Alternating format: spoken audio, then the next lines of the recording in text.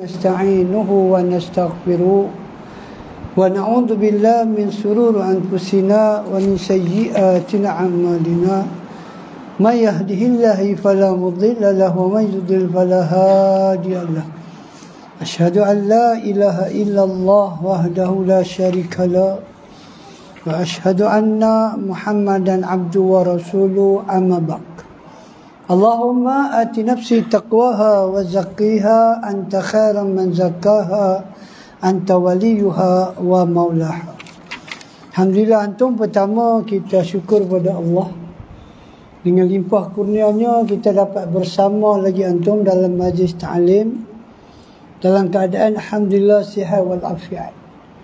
Allah Ta'ala masih bagi lagi ruang dan peluang pada kita untuk terus mendapat pengampunan Allah Subhanahu Wa Ta'ala melalui majlis-majlis yang macam ni. Dan Allah Ta'ala janji kepada orang yang duduk dalam majlis yang macam ni, majlis ta'lim ni, Allah Ta'ala tak janji benda-benda yang kita kata kecil, benda tu besar. Apa dia? Allah Ta'ala janji syurga tu. Itu siapa yang janji? Allah yang janji. Bagaimana disebut dalam hadis riwayat Imam Bukhari, Nabi sebut ghanimatul al-majlis zikri al-jannah. Ghanimah pakcik, ghanimah. Sahabat pergi perang mereka mati, kalau mati syahid, kalau hidup dia dapat ghanimah, harta. Nabi kata majlis zikir ni kita, Allah yang maha pemurah, maha rahmat ni bagi kita, sekali lagi kita akan dapat ghanimah. Kita akan dapat harta yang paling bernilai. Apa dia? Syurga. Dengan kita duduk berapa lama? Dengan masa yang kita bagi ni, kita kata lebih kurang sejam pun tak sampai. Adakah boleh ditukar nilai dengan syurga? Untung. Bolehkah masa kita ni, yang setengah jam 40 minit ni, ditukar dengan syurga? Yang luas dia penuh langit dan bumi. Rudia tu. Jadi amat rugilah antum mana-mana orang yang apabila Allah Ta'ala bagi dia kesempatan, kesihatan, umur panjang, tapi dia tak datang belajar tentang agama dia. Rugi antum. Sangat rugi. Mungkin di dunia ni dia tak nampak kerugian tu. Tapi apabila dia kembali pada Allah Ta'ala, satu penyesalan yang dia tak dapat nak ungkapkan walaupun dengan kata-kata. Kenapa? Masa dia dihabiskan banyak bukan dalam majlis ilmu. Rugi, sangat rugi.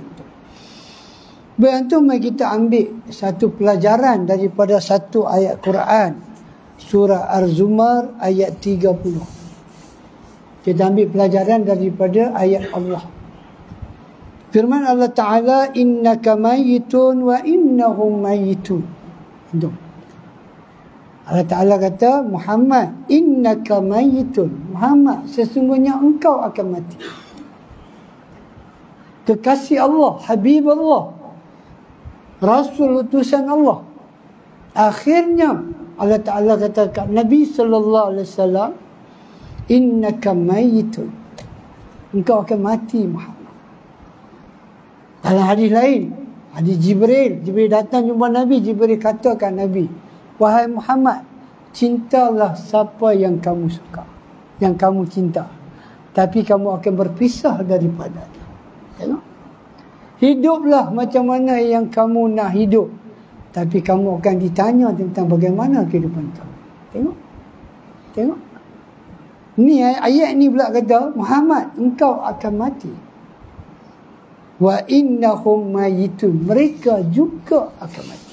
Siapa dia? Umat manusia. Nama kata manusia ni semua akan mati. Dan kita yang hadir pada hari ini juga adalah bakal-bakal jenazah. Bakal-bakal jenazah. Tak tahu bila tu. Tapi yang penting ayat ni kata, Muhammad, engkau akan mati, mereka juga akan mati. Semua akan mati antum. Tengok. Kata Imam Qurtubi ketika beliau menafsirkan ayat ni, dia kata daripada ayat ni ada 5 pelajaran kita boleh ambil. Untuk Imam Qurtubi kata ayat ni, surah Az-Zumar ni 30 ni, ada 5 pelajaran yang kita boleh ambil. Yang pertama, apa dia? Peringatan tentang wujudnya kehidupan akhirat. Yang pertama apa? Yang pertama, akhbarahu bimautihi wa mautihin fahmala qamsata awjuh. Ahaduha an yakunu zalika tahziran minal akhirah. Yang pertama, wujudnya alam akhirat. Bila kita mati, bila manusia mati, ke mana manusia tu akan menuju? Ayat ni bagi tahu. Kita akan pergi mana? Kita pergi alam akhirat. Alam akhirat. Alam yang sangat menakutkan. Sangat menakutkan. Sebab tu para ulama kita antum bagi tahu, setiap manusia ni dia akan hidup dalam 4 alam. Berapa? 4 alam. Alam pertama, dia hidup dalam perut mak dia, perut ibu. Itu alam yang pertama. Alam yang pertama di mana? Dalam perut ibu. Dan ada manusia yang alam tu pun dia tak lepas. Satu, kita dah lepas dah alam tu. Yang kedua, alam apa? Alam dunia. Alam dunia. Kita sekarang berada di alam yang kedua. Alam apa? Alam dunia. Yang ketiga, kita akan berada di mana? Kita akan berada di alam barzakh. Di mana? Dalam kubur. Itu alam barzakh. Nabi kata siapa selamat dalam situ, maka seterusnya dia akan selamat. Yang keempat ni, Qurtubi kata, apa dia? Alam akhirat. Situlah kita punya arah tuju. 4. Siapa-siapa yang tak lepas pada alam pertama, dia selamat tu. Dia dah selamat. Dia tak datang alam yang penuh dengan pancaroba, penuh punya ujian, alam yang sangat melalaikan. Alam apa? Alam dunia. Tengok? Dan yang keempat, alam akhirat. Jadi antum dalam 4 kehidupan alam ni, para ulama kita kata alam yang paling penting adalah alam yang kita ada ni. Alam apa? Alam dunia antum.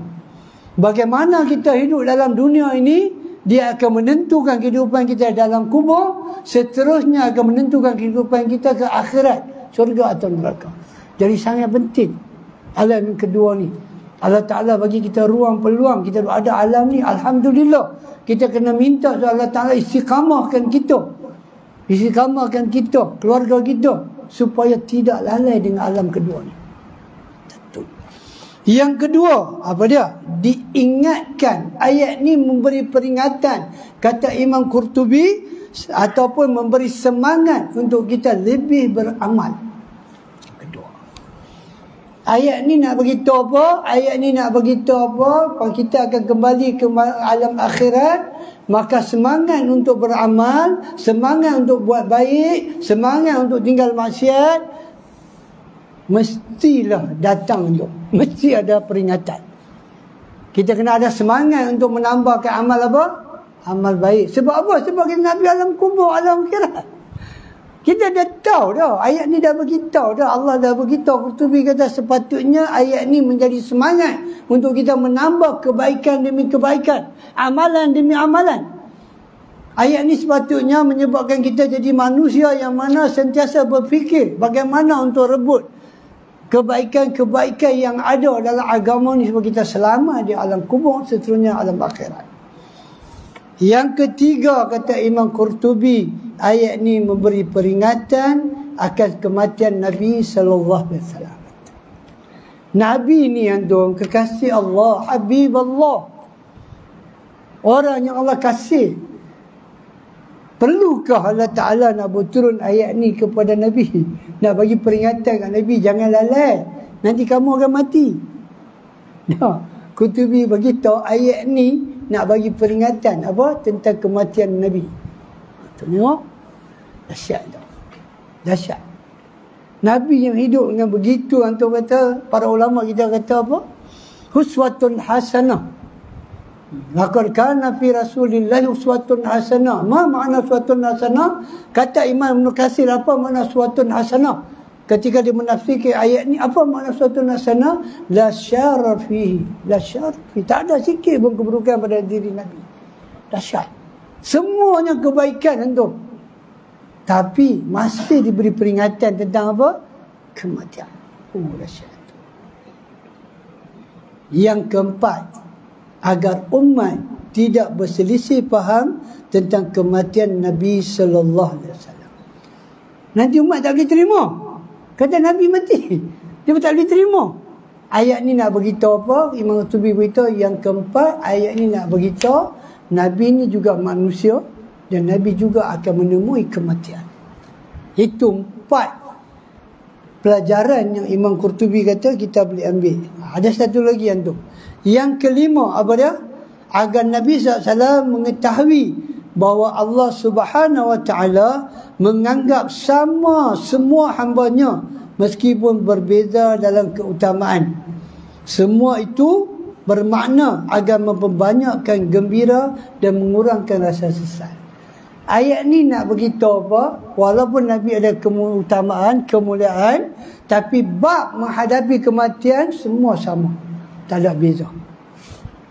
5 pelajaran yang boleh ambil daripada ayat yang pendek yang tu. Pendek ya. Innaka mayitun wa innahum mayitun. 5 pelajaran. Nak beritahu apa? Semua orang yang dengar ayat ni, dia kena perbanyakkan apa dia? Benda gembira. Apa dia? Dia kena membanyakkan amalan kebaikan supaya dia dapat kegembiraan di mana? Syurga. Dan ayat ni kata Qurtubi nak supaya siapa-siapa yang dengar ayat ni, umat Nabi SAW yang dengar ayat ni, dia dapat mengurangkan sesalan dia di akhirat. Banyak akan menyesal antum. Banyak akan menyesal.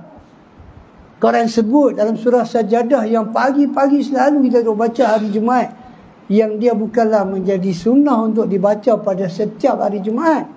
Sebab apa antum? Sebab waktu semayang subuh dah pukul berapa antum? Orang nak kena pergi kerja 6.30, kita duk baca surah Sajadah.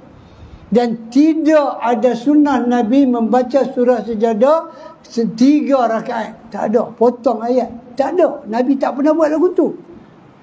Nak baca bagi penuh. Baca dengan surah Al-Insan. Dan boleh baca lepas Isyak ataupun sembahyang Isyak. Tidak ada masalah. Tengok. Rabbana absarna wa sami'na farji'na na'mal salihan inna muqinun. Rabbana absarna, wahai Tuhan kami telah lihat. Wa sami'na, kami telah dengar. Farji'na, kembalikan kami. Na'mal salihan, kami nak buat amal salih. Inna muqinun, sesungguhnya kami telah yakin tentang alam akhirat. Itu perkataan yang tak ucap pun, kalau ucap pun tak ada manfaat. Tidak ada manfaat. Tapi Allah yang Maha Pengasih, Maha Penyayang, Maha Rahmat, suruh Nabi baca ayat tu kat kita supaya kita, kata Imam Qurtubi, jangan jadi orang yang menyesal apabila hidup di dunia lalai, tak buat apa. Hidup dalam keadaan apa? Lalai dengan dunia, sibuk dengan dunia, sehingga tidak ada masa untuk melakukan ketaatan kepada Allah melalui jalan Rasul dia. Antum tengok, dia minta nak balik. Kenapa? Nak buat amal soleh. Antum tengok.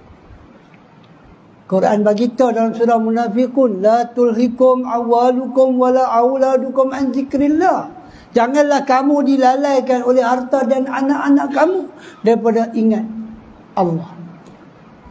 Harta, anak-anak adalah ujian yang Allah beri kepada manusia. Allah Ta'ala kata, la tulhikum, jangan kamu dilalaikan oleh 2 benda ni. Sebab 2 benda ni antum, harta dan anak-anak, selalunya menyebabkan manusia lalai daripada ingat Allah. La tanfa'un malun wala banun illa man atallahi bi qalbi salim. La tanfa'un, tidak ada manfaat harta dan anak-anak. Antum tengok, Selalu Quran sebut harta anak-anak, harta anak-anak. Kena hati-hati dengan dua benda ni. Kena hati-hati. Wa man yaf'al zalika fa ulaika humul khasirun. Siapa yang menyebabkan harta dan anak-anak menyebabkan dia lalai kepada Tuhan, maka dia adalah orang yang Quran beritahu rugi itu. Kenapa? Kerana kita sedang menuju ke alam akhirat. Kita dah tahu dah kita nak menuju alam akhirat, tapi kita tak buat persediaan. Kita tidak buat persediaan. Wa anfiqu mimma razaqnakum min qabli an ya'tiya ahadakumul maut. Maka nafkahkanlah sebahagian rezeki yang kami berikan kepada kamu sebelum datang kepada kamu kematian. Allah bagi cadangan tu. Allah kata, nafkahkanlah rezeki yang dapat tu adalah rezeki yang datang daripada kami. Nafkahkan sikit fi sabilillah. Nabi kata bersedekahlah walaupun dengan tamar. Tamar tu sikit ya buat tamar. Dan sedekah yang sedikit tu dapat menyelamatkan hampa daripada azab neraka. Dia tu kecil. Tamar, buat tamar. Koyak dua, sedekah. Benda tu dapat selamatkan kita daripada azab Allah. Dalam hadis Imam Tirmizi, Nabi kata apa? Sedekah dapat memadamkan kemarahan Tuhan. Kenapa kita tak mau sedekah? Ada hari ke hari kita buat dosa, kita buat salah yang kita tak sedar, yang Allah Ta'ala marah kat kita. Kita tak tahu tu Allah marah kita di atas perbuatan kita, di atas percakapan kita. Kita tak sedar. Rupanya Allah marah kita. Nabi kata sedekah dapat memadamkan kemarahan Tuhan. Apa yang menghalang kita untuk bersedekah? Kalau beginilah ganjaran yang besar. Bukan Allah minta semua harta kita. Sikit untuk. Tak banyak pun sikit bagi untuk. Fisabilillah. Allah Ta'ala kata sedekahlah. Infaklah. Sebelum datang ke kematian.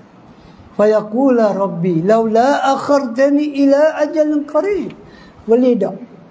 Bagi masa sikit. Ajalin qarib. Bukan panjang. Bukan seminggu. Bukan 10 minit. Bukan sejam. Bukan 2 minit. Sat. Dia minta. Kenapa? Fa'as-sadaqa wa akum minas salihin. Aku nak sedekah, aku nak jadi orang salih. Antum tengok? Nak jadi orang baik. Nak jadi orang baik. Apabila nyawa sampai ke kerungkung, baru nak jadi orang baik. Baru nak jadi orang salih. Sedangkan aku dah bagi masa untuk hamba ni. Allah Ta'ala bagi masa pada hamba yang meminta nak jadi orang salih, nak sedekah ni. Kadang-kadang 60 tahun. Kadang-kadang 70 tahun. Masa tu tak mau jadi orang salih. Wala yuakhirullahu nafsan idza jaa ajaluha wallahu khabirun bima ta'malun. Allah Ta'ala jawab tentang permintaan si mati yang nak jadi orang saleh, yang nak sedekah, yang minta supaya umur dipanjangkan walaupun sat. Allah Ta'ala kata bila datangnya kematian, tidak akan dilambatkan walau sedikit pun, walau seminit ataupun sesaat. Wallahu bima ta'malun. Dan Allah tahu apa yang hendak buat selama ni. Kalau aku bagi masa kat hang pun, perangai yang sama juga akan tunjuk kat aku. Wallahu khabirun bima ta'malun. Allah tahu hidup hang masa dalam dunia ni 60-70 tahun. Apa hang buat aku tahu. Lah ni anak mati, anak minta masa sat 60 tahun hang tak buat apa.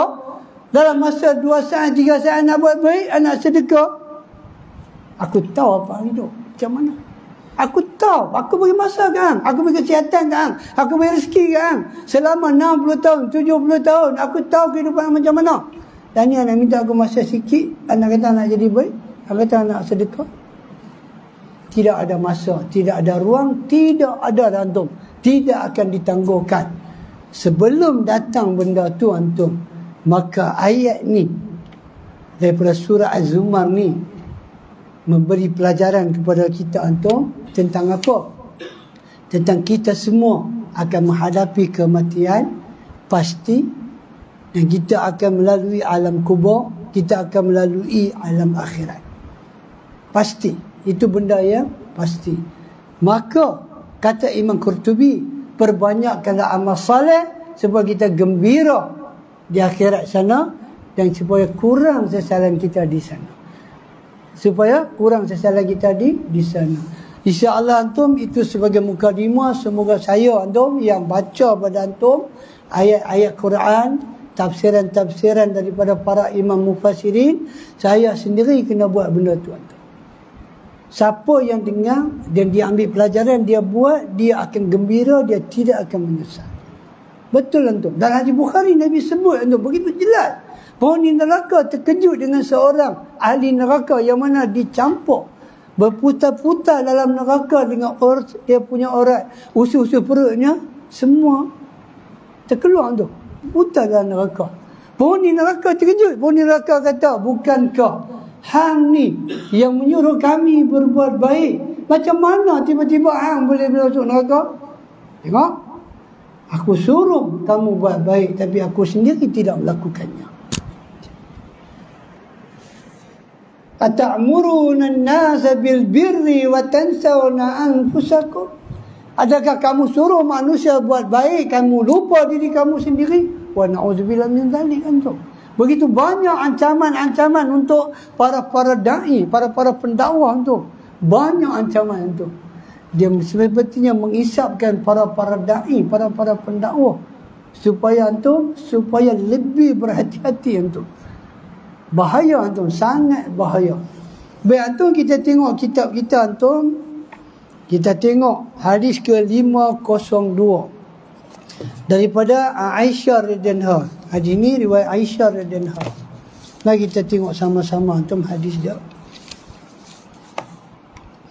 Kata Aisyah radhiyallahu anha, qalat lama aradu ghusla Rasul sallallahu alaihi wasallam qalu wallahi ma tadri nujarradu Rasul sallallahu alaihi wasallam kama nujarradu mautana la. Al-hadis rawal Ahmad wa Abu Daud. Baik antum, dari Aisyah radhiyallahu anha, dia kata ketika mereka ingin memandikan Nabi sallallahu alaihi wasallam, mereka berkata, demi Allah, kami tidak mengerti apakah kami mesti melepasi semua pakaian Nabi SAW seperti mana kami melepasi pakaian mayat selainnya ataupun tidak. Apabila para sahabat nak memandikan Nabi, maka kata Aisyah radhiyallahu anha, wallahi, demi Allah. Apa maksud dia? Mereka para sahabat tak tahu. Ni bukan mayat umat, ni mayat Nabi. Adakah perlu membuka baju Nabi ataupun sekadar bagi mandi dengan baju? Aisyah kata, kami tak tahu. Hadis ini riwayat Imam Ahmad dan Abu Daud. Hadis ini adalah, ada ulama yang kata hadis ini adalah hadis yang dhaif. Albani kata hadis ini hadis yang dhaif. Tapi ada juga para ulama yang kata hadis ini adalah hadis yang hasan. Hadis yang hasan. Hadis yang lengkapnya antum, ada sambungan dia. Dia ambil sekerat ya, Abu Daud ambil sekerat ya. Imam San'ani ambil hadis tu sebab Ajar Asqalani juga ambil sekerat. Hadis-hadis ni dia ambil daripada kitab Bulughul Maram, susunan Imam Ibn Ajar Asqalani. Imam San'ani bukan tak tahu hadis yang penuh. Imam San'ani bukan tak tahu hadis yang penuh. Tapi kerana Imam Ajar Asqalani ambil sekerat, dia ambil sekerat. Dia ikut sebiji macam mana Imam Ajar Asqalani punya susunan hadis, lafaz hadis, matan semua sama. Dia tak tambah. Lafaz yang penuh antum adalah falamma ikhtalafu. Apabila para sahabat Nabi khilaf, mereka tak tahu. Seperti Aisyah kata, wallahi kami tak tahu adakah mayat Nabi ni nak dibuka bajunya untuk dimandikan ataupun tidak. Maka kata Aisyah dalam hadis yang lengkap ni, falamma ikhtalafu alqallahu alaihimun naum summa kallamahum mukallam min nahiyatil bait la yadruna man huwa an aghsilu an-nabiy sallallahu alaihi wasallam wa alaihi siyabuh. Kata Aisyah, ketika kami para sahabat tak tahu macam mana nak buat, maka mereka mendengar pertama Allah Subhanahu wa taala alqallahu alal munam, Allah beri semua para sahabat jadi mengantuk. Semua para sahabat jadi mengantuk, macam terlena. Kemudian para sahabat dengar, summa kallamahum mukallam. Dia mendengar suara daripada satu sudut rumah Nabi. Para ulama tarikh, ulama sirah kata, yang kata tu adalah Nabi Khidir alaihissalam. Ini ulama tarikh, bukan ulama hadis. Bila antum akan dengar lah, benda ni antum akan dengar. Ada orang kata, bila mayat Nabi ni, sahabat-sahabat tak tahu nak pergi mandi macam mana, dia dengar satu suara, itu adalah suara Nabi Khidir alaihissalam. Perkataan, pandangan ulama tarikh yang kata benda ni, ulama sirah ni, dibatalkan. Tak boleh diambil sebab berdasarkan surah Anbiya ayat 35. Kullu nafsin za'iqatul, setiap jiwa akan merasa mati. Takkan Nabi Khidir itu tak mati? Bagaimana pula dia nak cakap? Maka para ulama kita kata, pandangan ulama tarikh adalah pandangan yang tak dapat diterima. Tapi ada tak pandangan tu? Ada. Bila kita dengar orang baca, kata Nabi Khidir masih hidup, duk mengajar ilmu laduni ni, berdasarkan hadis ni dari Imam Abu Dawud ni, Nabi Khidir yang kata kat sahabat supaya mandikan Nabi dengan pakaian dia. Itu adalah pandangan yang batil. Yang batal berdasarkan ayat Quran surah Anbiya 35. Tengok perkataan Aisyah. Para ulama kata, Aisyah kata, wallahi kami tak tahu ni macam mana nak bagi mandi ni. Perkataan Aisyah tu, wallahi, kata ulama, menunjukkan apa? Menunjukkan mereka tak tahu macam mana nak mula. Aisyah kata, wallahi, demi Allah. Aisyah kata, wallahi, ma nadri. Kami tak tahu macam mana nak mula kat mana. Kami tak tahu pasal yang meninggal tu Nabi SAW. Jadi Aisyah kata, wallahi kami tak tahu. Tak ada seorang sahabat pun tahu. Yang selalunya kami dah pergi mandi jenazah selain daripada Nabi, kami melepaskan pakaian. Yang ni jenazah Nabi ni nak buat macam jenazah lain ke? Tengok. Kata Imam Syafi'i dalam kitab Mukhtasar Al-Um, ringkasan Al-Um, Imam Syafi'i kata, yang paling saya sukai, kita baca Syafi'i kan, jadi saya pilih dalam Al-Um lah, saya ambil pandangan Imam Syafi'i dalam Al-Um lah. Imam Syafi'i kata, yang paling saya suka dalam memandikan mayat adalah meletakkan mayat itu di tempat tidur mayat. Tempat elok lah antum. Janganlah awal-awal dia mati, pergi bubur dalam tempat bagi mandi mayat. Biar macam tu. Ada kes tak? Ada kes. Dia pun ambil mayat, dia pun tak tahu apa, dia pun pergi bubur dalam tempat bagi mandi. Dengan sejuk mak, dia pun biar.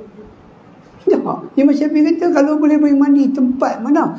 Tempat yang diletak mayat tu. Kita letak mayat atas katil. Kan? Kita beza sikit, kita ada tempat bagi mandi mayat, tapi tak apalah. Tak apa, tak ada masalah. Letak tempat elok maksud dia. Tempat tu mesti tempat yang elok. Nak bagi mandi macam baru angkat pi, jangan letak dia buat tak tahu lah. Jangan. Dan kata Imam Syafi'i, lalu dimandikan dengan memakai baju kemeja. Ini pandangan siapa? Pandangan Imam Syafi'i. Dia kata aku suka. Kalau kita tak boleh mandi dengan baju tak boleh kan? Dah. Itu pandangan dia. Dia kata aku suka mayat ni dimandikan dengan baju. Bagi dia pakai baju bagi mandi. Itu pandangan Imam Syafi'i. Imam Syafi'i rahimahullah berkata, imamuna, imam kita, Imam Syafi'i kata apabila tidak dapat dimandikan dengan memakai baju kemeja, kalau tak ada baju, masyarakat kita memanglah tak ada yang bagi mandi dengan baju, tak tahulah kau ada, tak pernah jumpa lagi lah. Kalau tak ada, dia kata, maka hendaklah meletakkan kain yang tipis yang dapat menutup auratnya. Jangan bagi telanjang mayat. Mayat jangan bagi mandi dalam keadaan bogeh. Tak boleh. Imam Syafi'i kata letak kain. Kain tu kalau boleh nipis. Sebab apa? Sebab nak bagi air tu kena pada mayat. Menutup aurat antara pusat hingga lutut. Itu aurat yang dalam mazhab Syafi'i itu dipanggil aurat. Walaupun ada pandangan lain yang kata lutut bukan aurat, paha bukan aurat, tak apa. Itu satu perbahasan yang panjang. Ada dia punya hadis. Cuma kita kata apa? Imam Syafi'i kata tutup. Kalau tak mau pakai baju, tutup atas pusat sampai bawah lutut. Itu cara nak bagi mandi mayat. Dia suka pakai baju, baju tak ada, tak apalah. Macam kita memang tak pakai baju, tapi jangan biar mayat bogel. Ini satu masalah tu, kena jaga aurat mayat. Tengok. Kemudian mayat itu dimasukkan ke dalam rumah yang tidak dilihat kecuali orang yang mengurus pemandiannya serta orang yang membantunya. Antum tengok Imam Syafi'i kata mana-mana orang yang tak kenal mengena dengan urusan mandi mayat, jangan dia pergi masuk, jangan dia pergi selak terai. Jangan. Orang yang nak bagi mandi dan orang yang nak membantu dia. Ni siapa kata? Ni Imam Syafi'i kata dan Kita macam mana antum? Kita macam mana?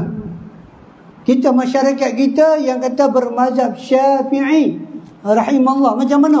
Berapa banyak orang masuk tengok orang bagi mandi mayat? Berapa banyak orang masuk? Sedangkan Imam Syafi'i kita bawa masuk tempat yang mana siapa pun tak boleh tengok. Yang boleh tengok orang yang bagi mandi mayat tu dan orang yang nak membantu. Nak membantu apa? Nak membantu kalih mayat. Nak kena kalih, nak rosak belakang dia semua. Orang ni saja boleh masuk. Sebab apa? Sebab manusia ni apabila dia melihat aib orang, dia suka dedah. Tambah kalau aib mayat antum. Mana boleh dedah? Orang hidup pun tak boleh dedah. Takkan orang mati boleh dedah. Sebab tu Imam Syafi'i kata awal-awal dah, jangan bagi orang tak kenal-mengena masuk. Jangan. Banyak orang yang nak uruslah jenazah tu. Kita punya masyarakat abawan, dia masuk semua dengan jelak tirai semua lagi duk tengok. Tengok pun cermin lagi. Buka tingkap cermin semua tengok. Apa ni Pak Rin? Buka cermin tak boleh buka pun duk kepak macam boleh patah cermin. Punya nak tengok. Tengok apa? Agama tak bagi. Tak bagi. Pasal mayat ni dia ada aib dia. Mulut orang kita pula tak boleh tutup. Tengok. Dan apabila mayat telah diletakkan tu, ni Imam Syafi'i duk ajak macam mana bagi mandi mayat. Orang yang bagi mandi mayat, dia kena tahu lah antum benda ni. Ni kerja dia. Dia kena tahu. Apabila mayat telah diletakkan, lalu seseorang menuangkan air padanya, di mana pada tangan orang yang memandi mayat itu mesti ada kain yang halus. Tak dibenarkan memandi mayat tanpa pakai sarung tangan ataupun kosong. Tak boleh. Tak boleh. Sekurang-kurangnya kena ikat, buat macam mana sarung tangan kain tu. Lah ni senang lah. Lah ni ada sarung tangan. Lah ni senang lah. Dulu ni dia cerita zaman dulu. Jangan lebih pegang mayat dengan tangan kosong. Tak boleh. Imam Syafi'i tak bagi. Kena ada kain. Kena ada sarung tangan. Kena ada sarung tangan. Dan siapa yang nak bagi mandi? Orang yang nak baik. Itulah tu. Tengok. Kemudian memelalui untuk membersihkan daripada bahagian bawah sebagaimana halnya orang hidup yang beristinja. Tengok. Imam Syafi'i tu start daripada bawah. Antum start daripada mana? Maka tidak ada satu dalil yang khusus yang kata kena start daripada kanan atau kiri. Tak ada.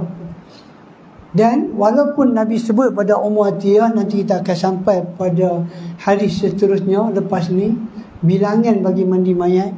Walaupun Nabi sebut mandi dengan 3, 5, 7, maka para ulama kata itu bilangan yang Nabi sebut tu bukanlah dia sebagai satu batasan. Sebab Nabi kata tambahlah kalau hang rasa perlu. Kalau kita basuh 3 kali bersih mayat, sudah tu. Tak payah sampai 7 kali. itu bukan benda yang wajib yang kena ikut apa Nabi kata. Tak. Tujuan Nabi kata tu supaya mayat tu bersih. Mayat tu bersih. Jadi dia kata start daripada bawah. Kemudian dia membersihkan tangannya lalu melanjutkan pada bahagian bawahnya. Apabila yang mandikan itu satu orang, maka dia mengganti kain-kain yang dipakai daripada bahagian bawah tadi. Antum, kalau seorang, dia seorang, saya tak tahu lah zaman tu Imam Syafi'i boleh sebut kata seorang boleh mandi mayat. Macam mana saya tak tahu antum. Kita kurang-kurang 2 orang lah. Tapi hadis ni kata apa? Hadis ni kata apa? Orang yang pergi mandi mayat ni antum, kurang-kurangnya kita kata kalau mayat tu besar, logik lah kita kata 3 orang. Besar, nak kali bukan senang. Kita, bila kita nak kali mayat tu terlentang kan, kita dah pergi mandi depan semua kan. Bila kita nak kali mayat, kita bukan boleh kali lagu tu. Kita kena ambil kaki mayat yang kanan tu, selang kepada kiri. Kita selang. Kita selang.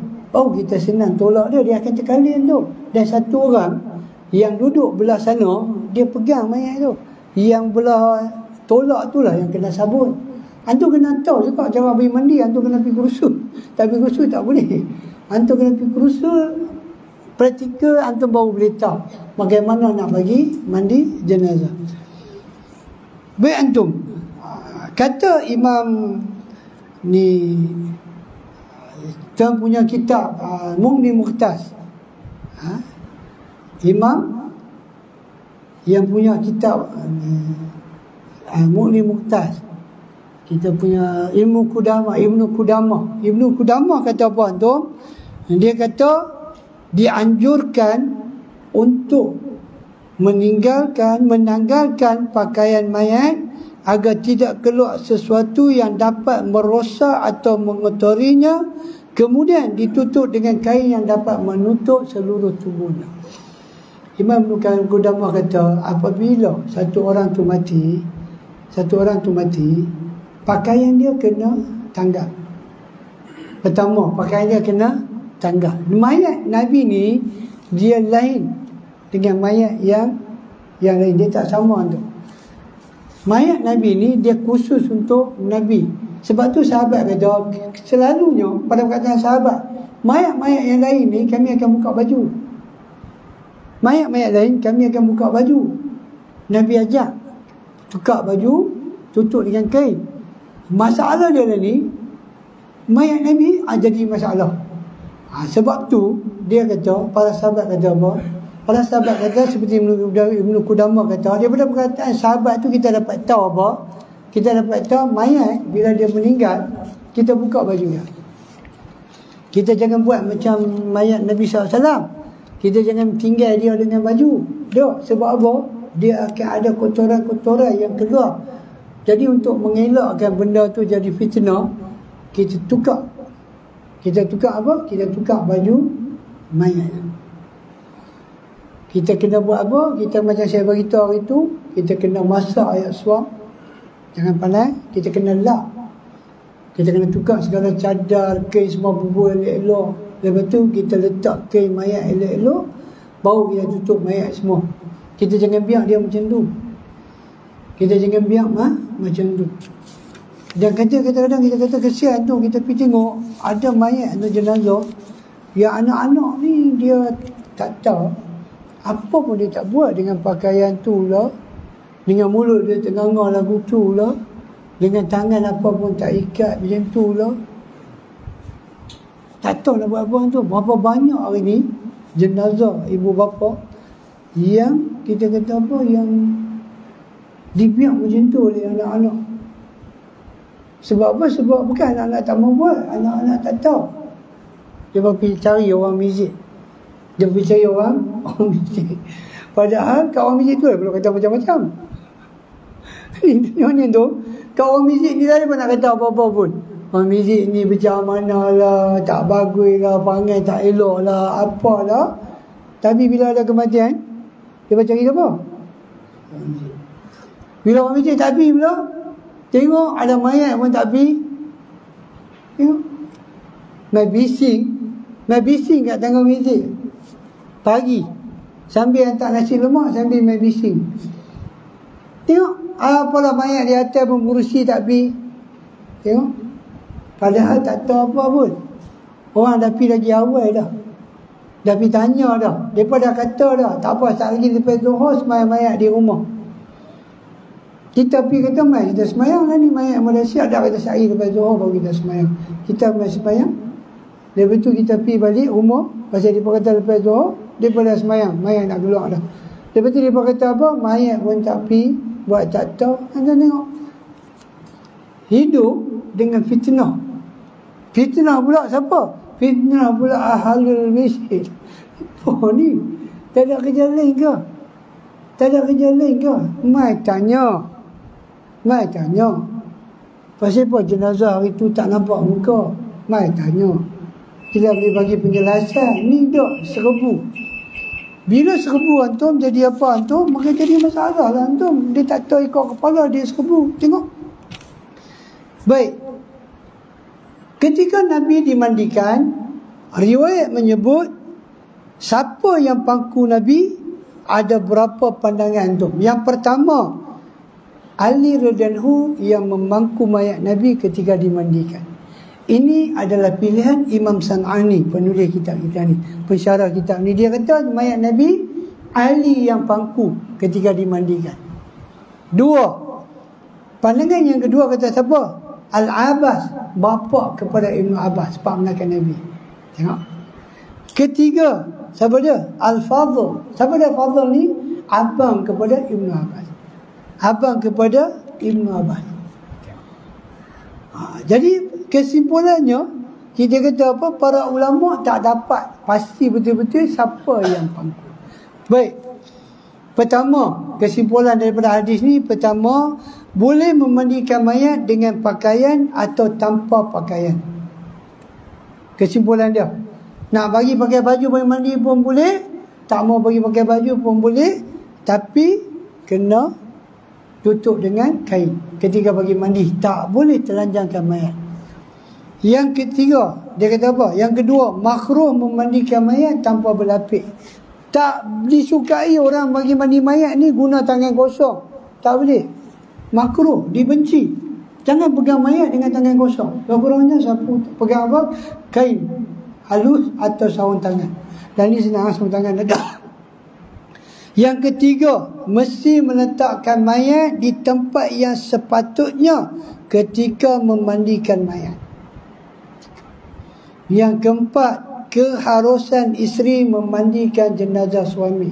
Sebab Aisyah kata, kalaulah pada hari Nabi wafat tu kami para isteri tidak sibuk, pasti kami yang memandikan mayat Nabi. Antum tengok, Abu Bakar dimandikan oleh isteri dia, Ali dimandikan oleh Fatimah. Tengok, harus seorang isteri memandikan mayat suami. Dan isteri kita tengok mayat pun demam, nak bagi mandi macam mana? Tengok mayat demam, mayat tu macam dia tengok aku pula. Allah, lagi bersalah. Dia demam, takut, tak apa. Itu keharusan saja. Tengok, kesemuanya mayat Nabi tak dilakukan seperti mayat yang lain. Ni Nabi punya mayat dia istimewa sikit, tak dilakukan pada mayat yang lain. Itu adalah 5 pelajaran tu yang kita boleh ambil. InsyaAllah antum umur panjang, sihat badan. Kita akan bersama lagi antum pada hadis yang seterusnya. Hadis ni penting antum. Hadis ni penting sebab apa? Hadis ni dia mula nak ajak kita bagaimana nak bagi mandi jenazah. Hadis ni adalah hadis daripada Ummu Atiyah. Dia yang bagi mandi mayat anak Nabi. Ulama khilaf lah sama ada Zainab atau Kalsum. Tapi kita akan tengok bagaimana Ummu Atiyah memandikan jenazah anak Nabi. Ada sunnah untuk wanita. Jenazah wanita ni dia ada sunnah. Apa kita nak buat setelah kita selesai memandikan jenazah wanita? Dan sunnah ni telah ditinggalkan oleh umat. Nanti kita akan bagi tahu antum, kata beritahu lah ni dia tak grand lah antum. Jadi antum kena mai lah nak tahu. Antum kena pesan ke anak antum, wanita muslimat kena pesan ke anak-anak. Lepas dia bagi mandi jenazah mak atau ibu, suruh dia buat macam ni. Pasal ini Nabi suruh buat. Dan benda ni Umar Atiyah buat dan Nabi tahu, Nabi tak kata apa. Apa dia sunnah dia, insya-Allah akan datang kita akan sampaikan supaya kita boleh pesan pada keluarga kita. Macam kita suami yang tahu dah benda ni, bolehlah pesan pada orang yang memandikan jenazah isteri. Bukan minta isteri mati awal, saya salah faham pula. Dia ni kira dia ke nak aku mati. Dah bukan. Dia ada sunnah dia. Kalau suami tahu dia bolehlah bagi tahu. Insya-Allah tu kita tutup dengan tasbih kifarah dan selawat pada Nabi.